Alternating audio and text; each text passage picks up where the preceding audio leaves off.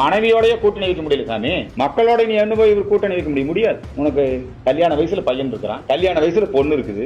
நீ இன்னொரு நடிகையோட லிவிங் டுகெதர்ல இருக்கிற அப்படின்னு உன்னுடைய மனைவி அறிவுரை சொல்லியும் கேட்காம இன்னைக்கு உன் மனைவியை நீதிமன்றத்துக்கு போக வச்சிருக்கிறியே, நீ ஒரு தலைவனா இருக்கிறதுக்கே லாய்க்கு இல்ல. தமிழர்கள் ஒருபோதும் உன்னை ஏற்றுக்கொள்ள மாட்டாங்க. அதுக்கு அடுத்தது புதிதாக வந்த ஜோசப் விஜய் கட்சி. இந்த ஜோசப் விஜய் கட்சி இப்ப களத்திலேயே இல்லாத சூழ்நிலை உருவாகி இருக்கிறது. ஏன்னா அவரே களத்தில் இல்லை. கரூரிலே நெரிசலிலே 40 பேர் மரணம். அதனை தொடர்ந்து நடத்திய கூட்டத்திலும் ஒவ்வொரு கூட்டத்திலும் அவருடைய தொண்டர்கள் ரசிகர்கள் மரணம் அடைகிறார்கள். மக்களுக்கு பெரிய இடையூறு. மக்கள் இப்பொழுது ஜோசப் விஜய் வெறுக்க துவங்கி விட்டார். அதுக்கு உச்சபட்சமா இப்ப என்ன ஆயிடுச்சு தெரியுமா?